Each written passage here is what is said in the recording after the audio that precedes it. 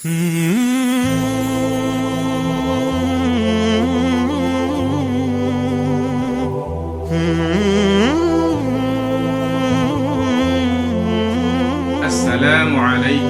warahmatullahi wabarakatuh.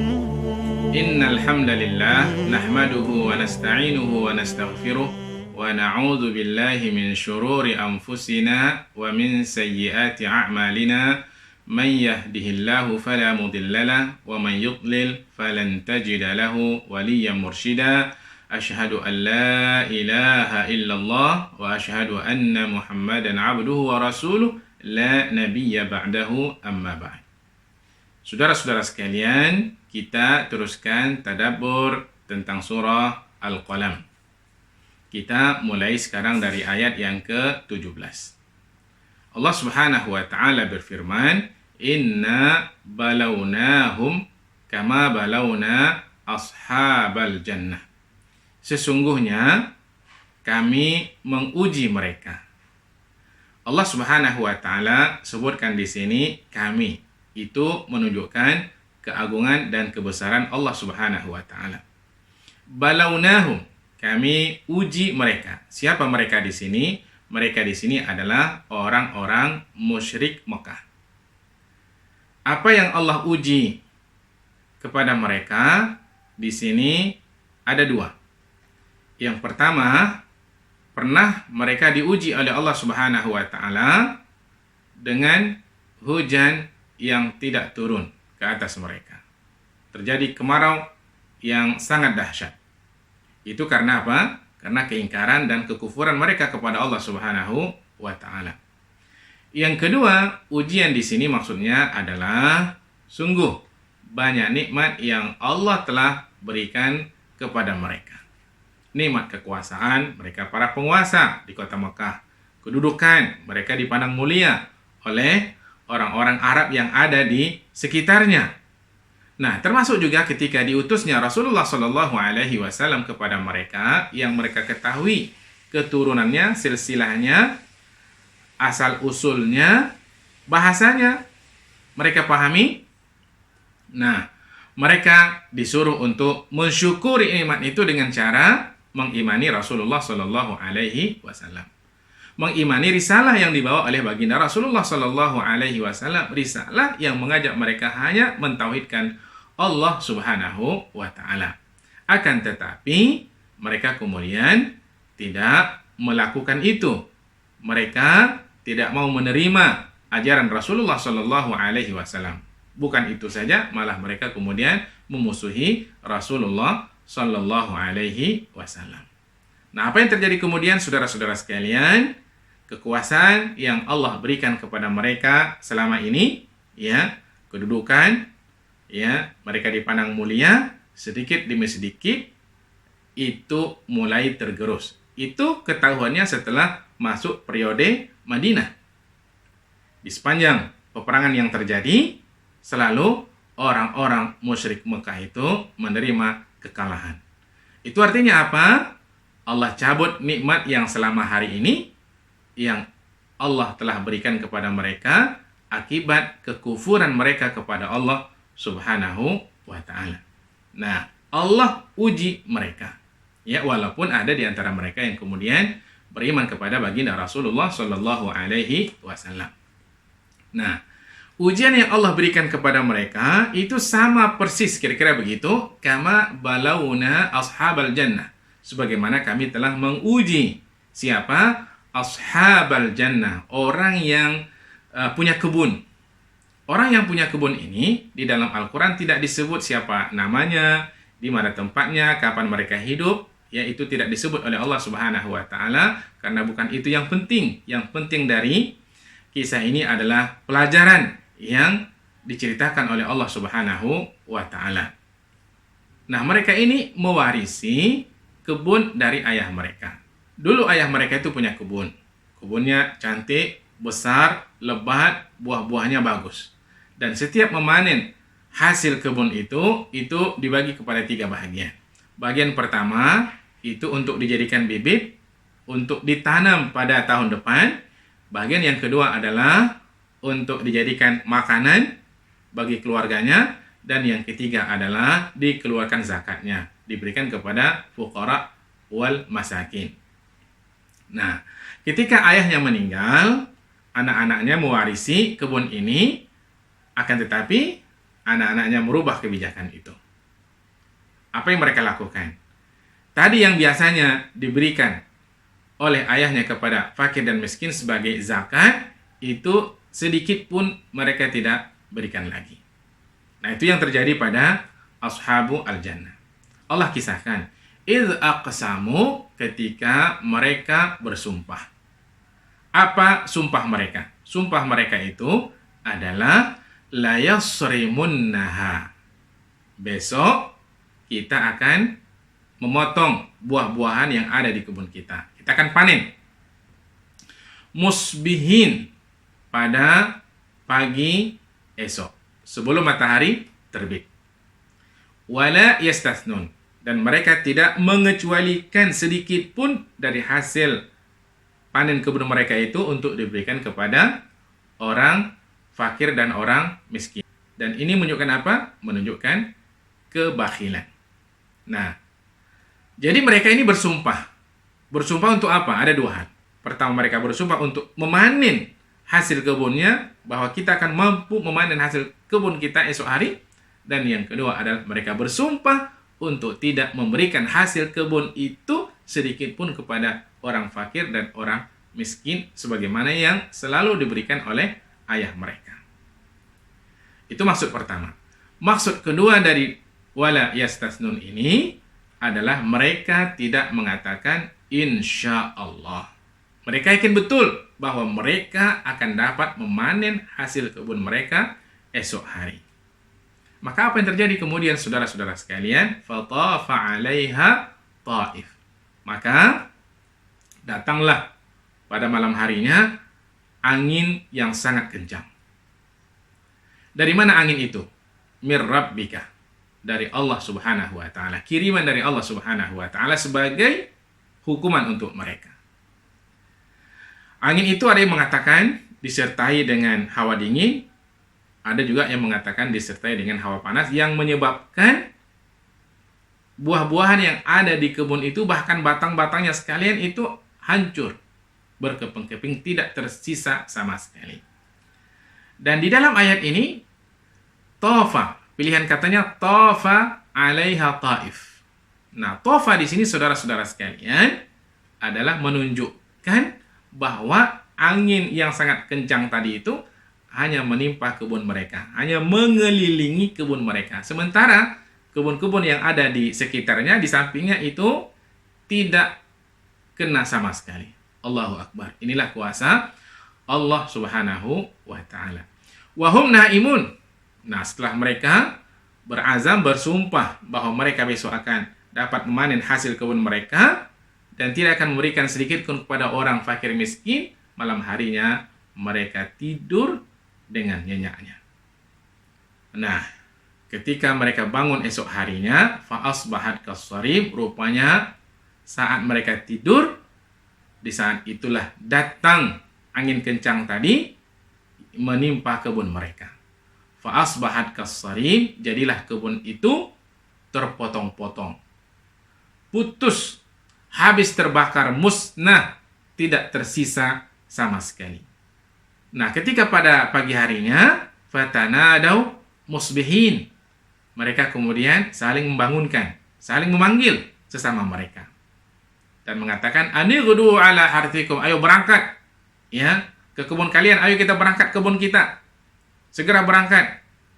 In kuntum sharimin, jika kamu sudah sepakat untuk memanen hasilnya, berazam untuk tidak memberikan hasil kebun itu kepada orang-orang fakir miskin, sekarang berangkat. Ya, segera. Fantalaqu, maka mereka pun segera berangkat.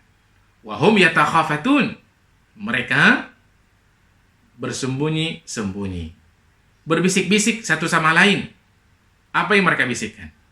Alla yadkhulannaha al-yawma 'alaikum miskin.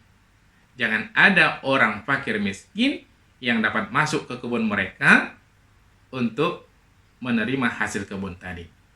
untuk mendapatkan hasil kebun tadi. Ayo, sekarang kita berangkat. Sembunyi-sembunyi kita bergerak pelan-pelan, jangan ketahuan orang fakir miskin. Ya. Maka wa ghadaw ala hardin qadirin, maka mereka pun berangkat dengan tekad bahwa mereka akan bisa memanen hasil kebun mereka. Mereka mampu ya untuk memanen hasil kebunnya dan mereka mampu untuk tidak memberikan kepada orang miskin. Rupanya mereka tidak mengetahui apa yang telah terjadi pada kebun mereka tadi malam.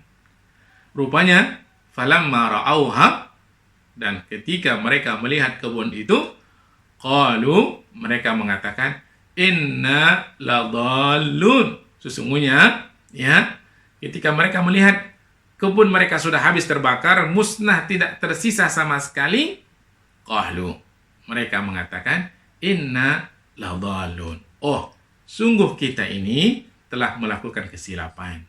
Sungguh kita telah melakukan kesalahan, kita telah melakukan dosa. Kenapa kita punya niat untuk tidak memberikan hasil kebun ini kepada orang fakir dan orang miskin yang sebagaimana juga dahulu orang tua kita sudah sering melakukannya.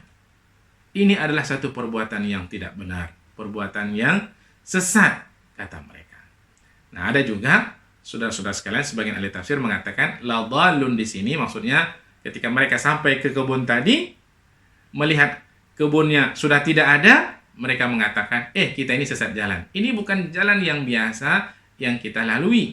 Ini bukan jalan ke kebun kita, ini jalan ke kebun orang lain. Rupanya setelah mereka pastikan, inilah jalannya, dan itulah kebun yang sudah hancur tadi, barulah mereka menyadari bahwa mereka telah dihukum oleh Allah Subhanahu wa Ta'ala, bal nahnu mahrumun. Tidak, jalannya benar, akan tetapi kita telah dihukum oleh Allah Subhanahu wa Ta'ala. Allah telah haramkan kita untuk mendapatkan hasil buah-buahan dari kebun kita ini. Allah telah menghalang kita untuk mendapatkannya. Kenapa? Karena kita juga sudah punya niat untuk menghalang orang fakir dan miskin untuk mendapatkan hasil kebun kita. Nah, setelah itu, saudara-saudara sekalian, mereka kemudian ya sambil berkumpul di situ, qala awsatuhum, berkatalah orang yang paling solehnya di antara mereka, yang paling baiknya. Riwayat mengatakan ada 3 orang. Yang berkata ini adalah yang paling solehnya. Apa katanya? Alam aqul lakum, bukankah aku sudah katakan kepada kalian, jangan rubah kebijakan ayah kita. Ini yang biasa yang ayah kita berikan kepada orang fakir dan miskin, tetap harus kita berikan. Ini merupakan zakat yang wajib kita keluarkan. Tapi kalian semua tidak mau. Nah, sekarang apa yang mesti dilakukan? Laula tusabbihun. Sekarang sudahlah. Semua kita harus memperbaiki kesalahan kita. Mari kita bertobat kepada Allah Subhanahu wa Ta'ala. Mari kita sucikan Allah Subhanahu wa Ta'ala. Mari kita kembali kepada Allah Subhanahu wa Ta'ala, menyesali perbuatan yang sudah kita lakukan. Nah, qalu, mereka kemudian mengatakan, Subhana Rabbina, Maha suci Tuhan kami, Maha suci Allah Subhanahu wa Ta'ala, inna kunna zalimin, sungguh kami ini sudah melakukan dosa. Sekarang kami sadar ya Allah, kami menyesal, kami telah melakukan kesilapan. Kenapa? Karena kami tidak mengeluarkan zakat dari hasil kebun ini sebagaimana yang sudah biasa yang dilakukan oleh ayah kami dahulu. Nah, di dalam surah Al-Anbiya ayat yang ke-73 Allah Subhanahu wa Ta'ala menjelaskan bahwa Allah mewajibkan zakat kepada Bani Israel. A'udzubillahi minasyaitonirrajim. Wa ja'alnahum a'immatan yahduna bi amrina. Kami telah jadikan mereka itu sebagai pemimpin-pemimpin yang memberi petunjuk dengan perintah kami. Wa awhayna ilaihim fi'lal khairat. Kami juga sudah wahyukan kepada mereka, kami sudah perintahkan kepada mereka untuk melakukan segala yang baik-baik. Wa iqamas shalah, mendirikan salat, wa ita'az zakah, dan mengeluarkan zakat. Ini dia, mengeluarkan zakat wajib bagi Bani Israel. Wa kanu lana abidin, dan kepada kamilah mereka menyembah. Nah, saudara-saudara sekalian, setelah mereka mengakui kesalahan dan dosa yang telah mereka lakukan, mereka kemudian saling menyalahkan satu sama lain.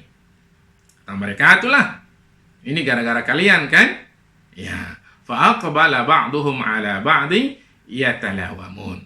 Akan tetapi mereka pada akhirnya menyesal. Qalu ya wailana inna kunna taghin. Mereka mengatakan, oh, habislah kita, binasalah kita, celakalah kita. Kenapa? Karena kita ini sudah termasuk orang yang melampaui batas, ya, orang yang berbuat dosa kepada Allah Subhanahu wa taala karena kita sudah punya azam untuk tidak memberikan zakat kepada orang fakir dan orang miskin. Maka kemudian mereka berdoa kepada Allah Subhanahu wa taala setelah mereka sadar akan kesalahan mereka. Mereka minta kepada Allah Subhanahu wa taala, asa rabbuna an yubdilana khairan minha. Mudah-mudahan Tuhan kami, ya Allah Subhanahu wa taala, menggantikan untuk kita ini dengan kebun yang lebih baik. Inna ila rabbina raghibun, dan hanya kepada Allah Subhanahu wa taala lah kita berharap.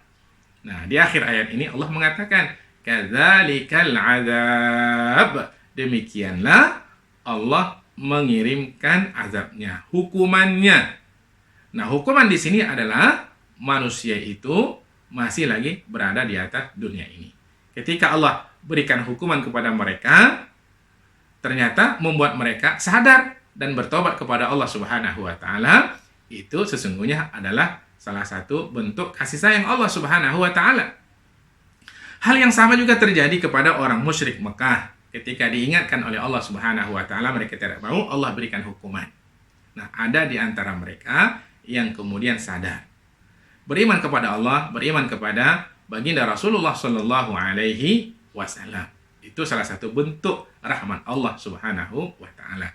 Jika mereka tidak bertobat kepada Allah Subhanahu wa taala setelah diturunkan azab, maka wala azabul akhirati akbar. Sungguh nanti azab di akhirat jauh lebih dahsyat lagi.